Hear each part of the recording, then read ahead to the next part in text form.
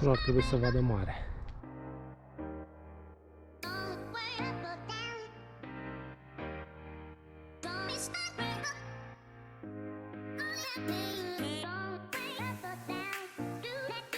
That is Zeus. He's home.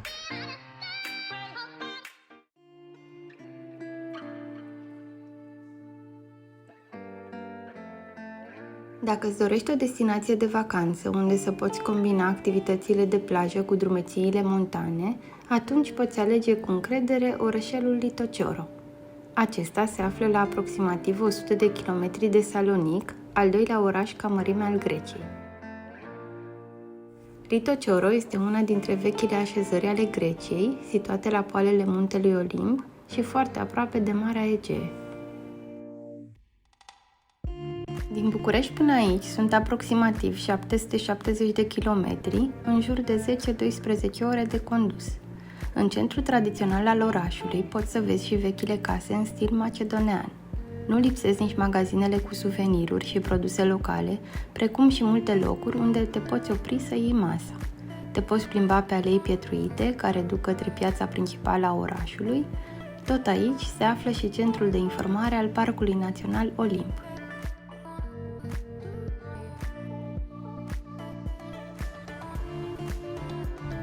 După ce am admirat puțin arhitectura tradițională a orașului, am pornit pe un drum spectaculos spre Prionia. Drumul este într-o stare foarte bună și ne-a adus aminte pe alocuri de Transfăgărășani. Pe acest drum sunt mai multe izvoare unde vă puteți realimenta cu apă, unul regăsindu-se chiar la intrarea în traseu.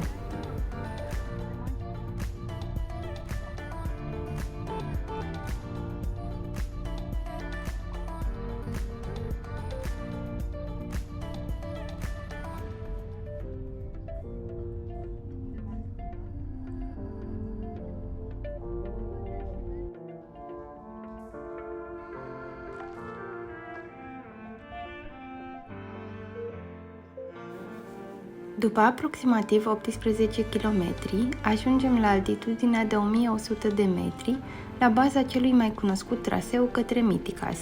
Veți găsi aici o parcare generoasă gratuită, un restaurant, precum și câteva panouri informative. Dimineață am fost treziți de turma de măgăruși și căluți ce porneau grăbiți cu provizii către refugiul Spilios Agapitos. Înainte de a porni în traseu, am servit micul dejun și câte o cafea. Ne-am trezit pe la 6:30. Am mâncat un pic. Acum începe să facă și lumină. De fapt s-a făcut deja. Și plecăm în traseu. 7 și un sfert. Ceasul.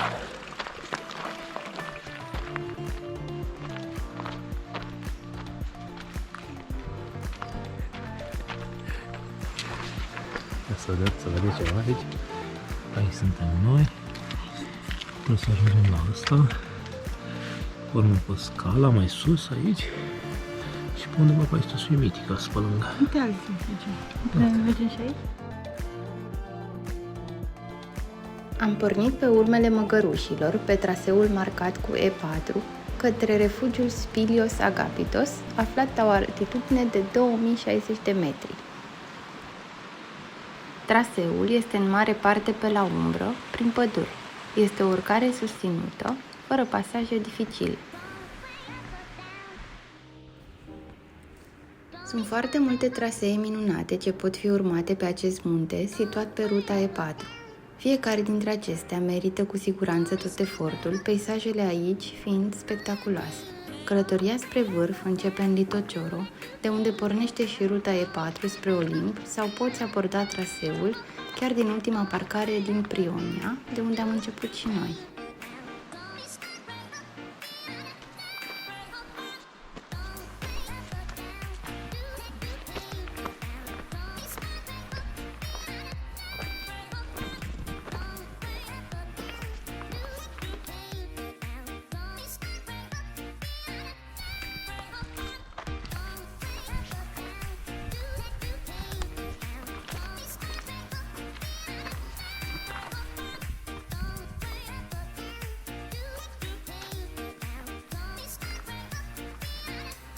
În drumul nostru am întâlnit și un foișor foarte frumos, lângă care era un izvor, dar acesta era secat în luna septembrie, când am fost noi. Aproape de refugiu am avut plăcerea de a reîntâlni măgărușii de dimineață. Aceștia erau deja pe drumul de întoarcere spre oraș.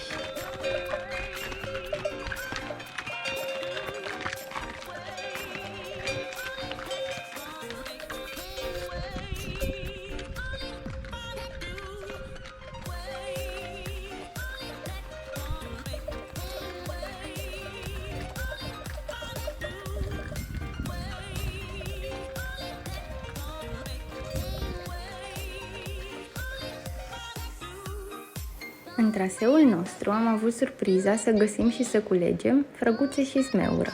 Nu ne explicăm cum de încă mai erau, însă ne-am bucurat că au scăpat neobservate.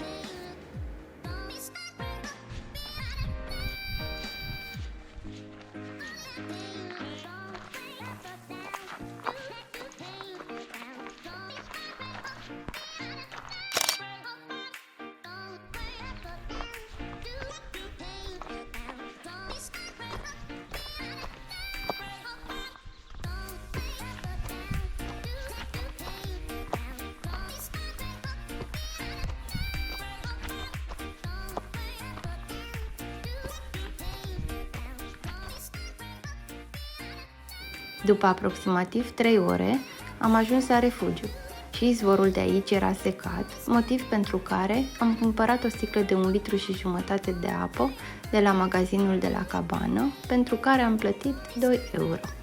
Aici te poți bucura de o masă caldă, o cafea sau un ceai. Refugiul oferă spații de cazare la interior, precum și locuri de cort. Acesta este deschis începând cu mijlocul lunii mai până la sfârșitul lui octombrie. Conform informațiilor de pe site, sunt 110 locuri în 14 camere, prețul fiind de 18 euro pe noapte. Pentru cort, prețul este de 8 euro de persoană. Dacă doriți totuși să rămâneți peste noapte la refugiu, este nevoie de rezervare, locurile fiind limitate. Noi am ales de această dată să facem traseul pe Mythicas într-o singură zi.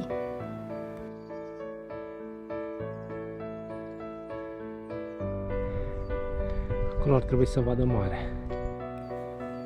Sunt 7 refugii principale și câteva de urgență. Refugiile principale sunt în mare parte deschise doar în lunile de primăvară și vară, perioadele fiind diferite pentru fiecare în parte.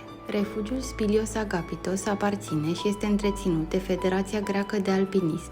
Construcția a început în anul 1930, fiind și primul refugiu din Grecia, refugiul A. Ce fenomen! Interesant, vezi cum se ridică cât de repede? A fost numit în onoarea primului președinte din federație, acesta fiind și arhitectul primei clădiri. Acolo undeva se vede refugiul. Aceasta a fost finalizată în 1931 și putea adăposti până la 25 de persoane. Treptat, refugiul a fost extins și îmbunătățit, ajungând în prezent la cele 110 locuri. Este un loc unde poți petrece timp de calitate și unde te poți relaxa și deconecta, sau dacă nu dorești asta, acum au și Wi-Fi.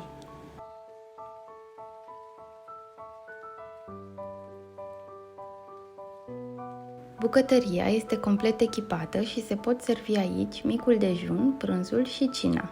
În interior există 2 zone comune de relaxare și pentru a servi masa. Pe timp de vară, terasa refugiului reprezintă un punct de belvedere de unde se poate admira cel mai frumos răsărit din Grecia.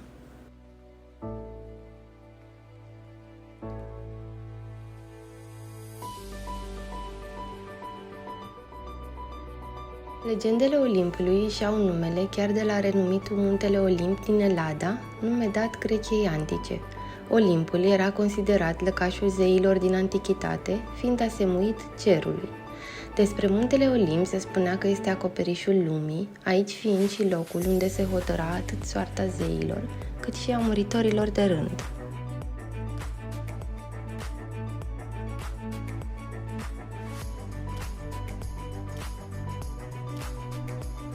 Aici locuiește Zeus, tatăl zeilor și al oamenilor, fiul lui Cronos și al Reei, cel mai puternic dintre zeii olimpieni. De aici, zeul cerului stăpânea pământul, fiind și stăpânul norilor, al ploii, al săpezii, al tunetului și al fulgerului.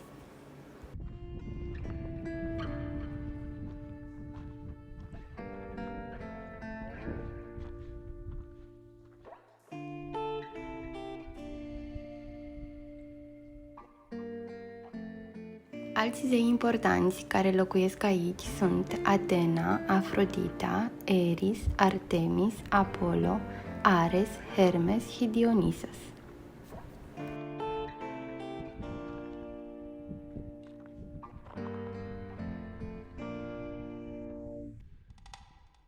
Am ajuns pe vârful Scala, înalt de 2882 de metri. Aici am mai fost în trecut, în mai 2019, total întâmplător, fiind atunci într-un concediu cu bicicletele.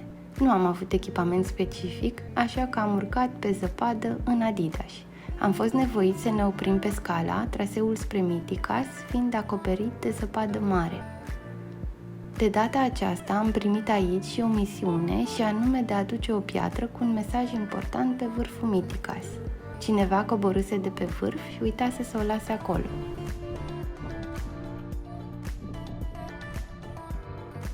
Atena este una dintre cele mai mari divinități ale mitologiei grecești, zeița înțelepciunii și a spiritului eroic. Ea este socotită protectoarea artelor frumoase, a meșteșugurilor, a literaturii și a agriculturii și a oricărei acțiuni care presupunea ingeniozitate și spirit de inițiativă.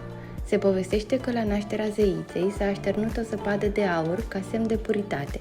Totodată, ea este asociată cu orașul Atena.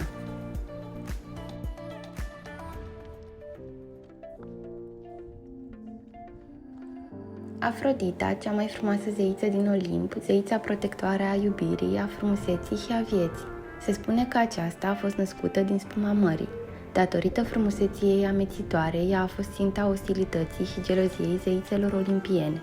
Chiar și Zeus a căzut pradă farmecelor Afroditei, care l-a făcut să se îndrăgostească de mai multe ființe, umilindu-l și făcându-l să-și părăsească regatul din muntele Olimp.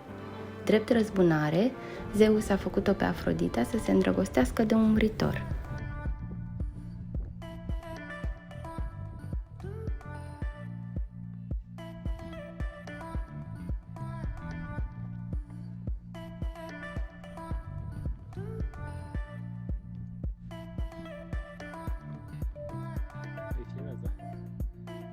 În Olimp sunt 52 de vârfuri, cele mai înalte fiind Mythicas, cu altitudine de 2918 metri, urmat de Scolio, înalt de 2905 metri. Muntele este accesibil tot timpul anului, dar în lunile de iarnă trebuie abordat cu mare atenție.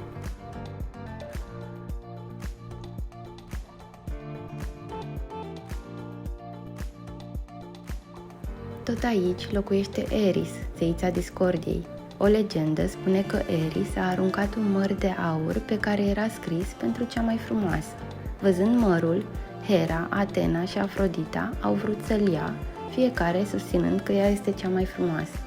Zeus l-a ales pe Paris, prințul Troiei, să decidă care dintre cele 3 zeițe va primi mărul.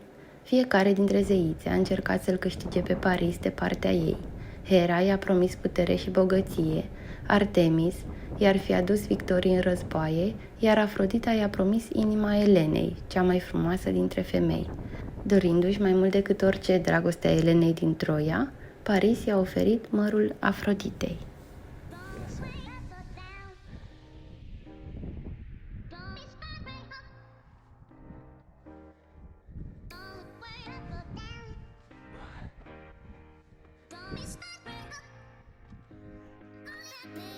Îi amintim aici și pe Artemis, zeița vânătorii, protectoarea câmpurilor, a animalelor și a vindecărilor miraculoase, și pe fratele ei Geamăn, Apollo, zeul luminii, al zilei și al artelor, protector al muzicii și al poeziei. Apoi pe Ares, zeul războiului, Hephaistos, zeul focului, Hermes, zeul comerțului și al zborului, și pe Dionisus, zeul vegetației, al vinului, al fertilității și al extazului.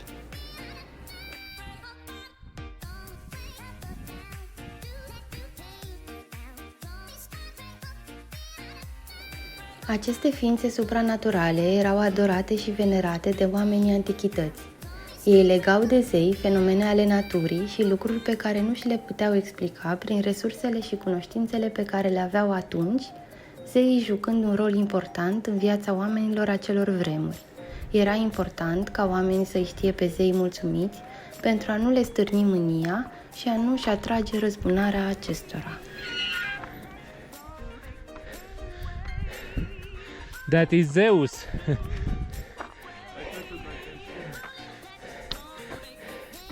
He's home.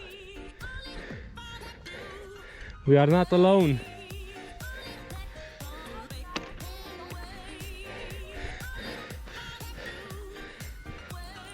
Cu o înălțime de 2918 metri deasupra nivelului mării, muntele Olimp dăinuiește peste nordul Greciei. Acesta poate fi observat chiar și din Salonic, fiind situat la granița dintre regiunile Macedonia și Tesalia.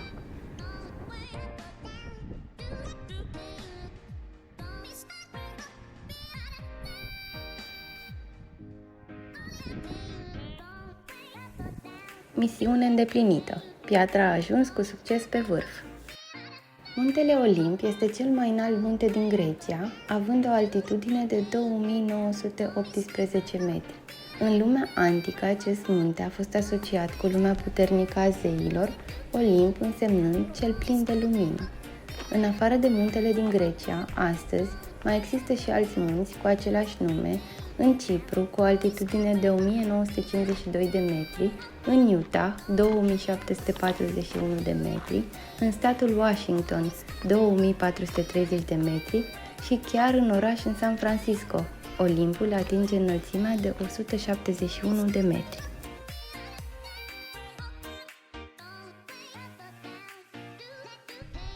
Avem aici o vedere foarte clară, se vede până la mare.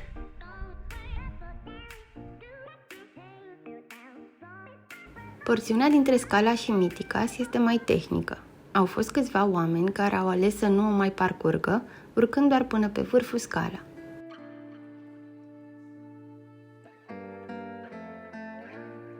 Acest traseu necesită multă atenție, având multe porțiuni de cățărare pe stâncă. Ne am rămas fără cuvinte, peisajele sunt cu adevărat spectaculoase. Cu siguranță vom reveni în zonă și poate vom filma și cu dronă.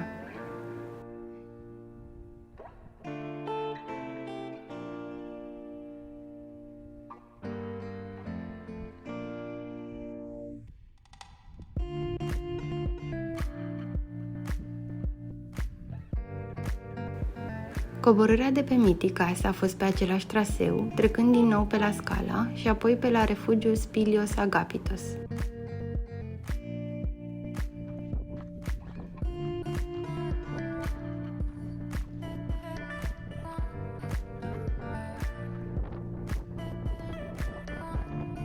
Nu am fost nici de această dată singuri, ci am fost acompaniați de doi băieți din Macedonia și unul din Franța. Am povestit multe pe drum, iar timpul a trecut neobservat.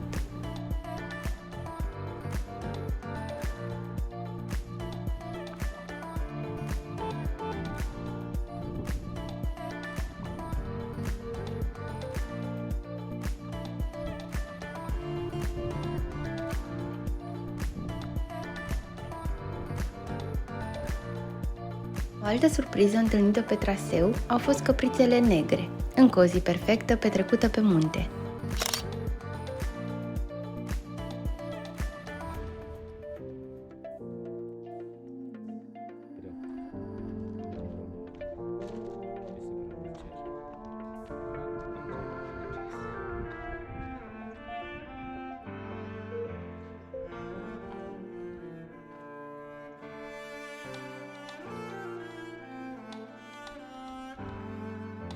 La întoarcere la refugiu, ceasul arăta deja 10 ore și aproximativ 13 km, iar până jos în parcare am mai făcut maxim 2 ore.